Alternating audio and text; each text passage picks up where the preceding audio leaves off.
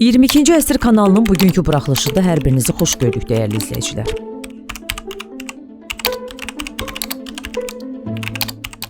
Qarabağı Ermənistan işğal etmişdi. Abxaziyanı da Rusiya. Telegraf xəbər verir ki, bunu Gürcüstanın Müxalif Federalistlər Partiyasının sədri Tamar Çirqoleşvili sosial şəbəkədə yazıb. O vurğulayıb ki, Azərbaycan Ermənistan tərəfindən Rusiyanın köməyi ilə işğal edilmiş ərazilərini öz gücü ilə geri aldı və bu müddətdə Rusiya və Kollektiv Təhlükəsizlik Müqaviləsi Təşkilatı Paşinyana kömək edə bilmədi. Müxalif liderə görə Paşinyan öz taleyi ilə razılaşıb, qərbə üst tutmaqdan başqa heç nə etməyib və bu vəziyyət Rusiyanın dəstəyi kəsildikdən sonra Abxaziyadakı qondarma rejim üçün də bir nümunə olacaq. Digər müxalif lider Nika Qvaramya da Paşinyanın bu travmanın öhdəsindən gəlməsinə heyranlığını ifadə edərək bunu Qarabağın təhvil verilməsi kimi qiymətləndirib. Lakin real mənzərə fərqlidir. Xatırladaq ki, Ermənistan rəhbərliyi 44 günlük müharibəyə qədər Qarabağın Azərbaycana məxsus olduğunu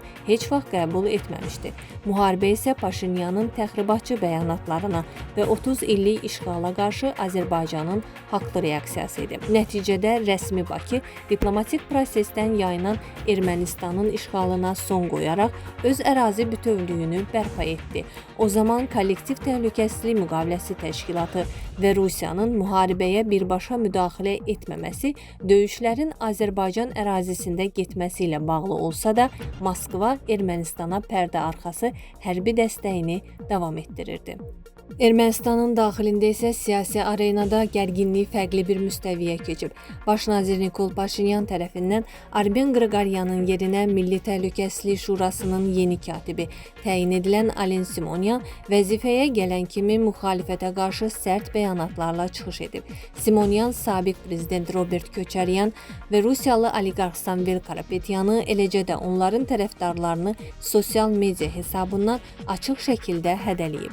Parlamentdəki müxalif düşərgəsinin nümayəndələrini uşaq bağçası səviyyəsində adlandıran yeni katib, onların qanunverici orqanda onun kölgəsi ilə mübarizə apardıqlarını iddia edib. O, xarici agent adlandırdığı savadsız liderlərin pulları hesabına deputat olanları balaca təlxəklər adlandıraraq hər fürsətdə həm onları, həm də liderlərini tapdalayacağını bildirib. Simonyan müxalifətə sakitcə yerlərinə qayıtmağı xəbərdarlıq edərək, əks halda oliqarx Samvel Karapetyan və sabiq prezident Robert Köçəryanın başına oyun açacağını kəskin ifadələrlə diqqətə çatdırıb.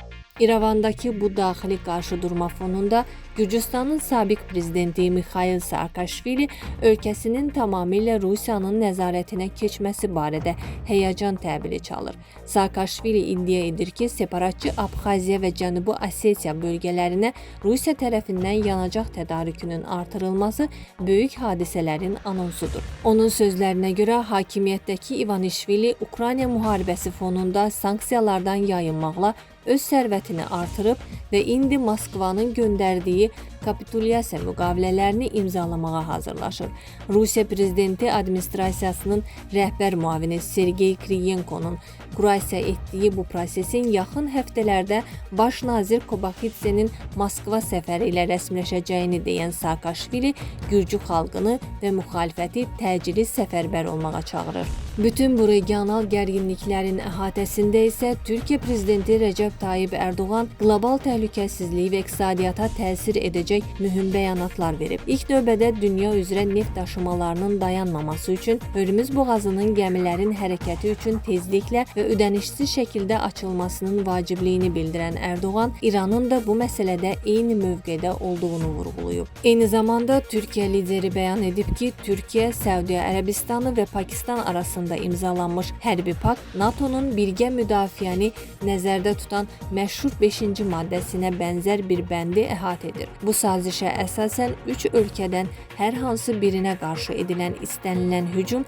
hər 3 dövlətə qarşı yönəlmiş sayılacaq və ortaq müdafiə addımları atılacaq. Prezident Erdoğan bu strateji ittifaqın qapılarının digər ölkələr üçün də açıq olduğunu qeyd edərək, istəyəcəyi tədbirdə Misirin də bu üç tərəfli tarixi sazişə qoşula biləcəyini xüsusi olaraq bəyan edib.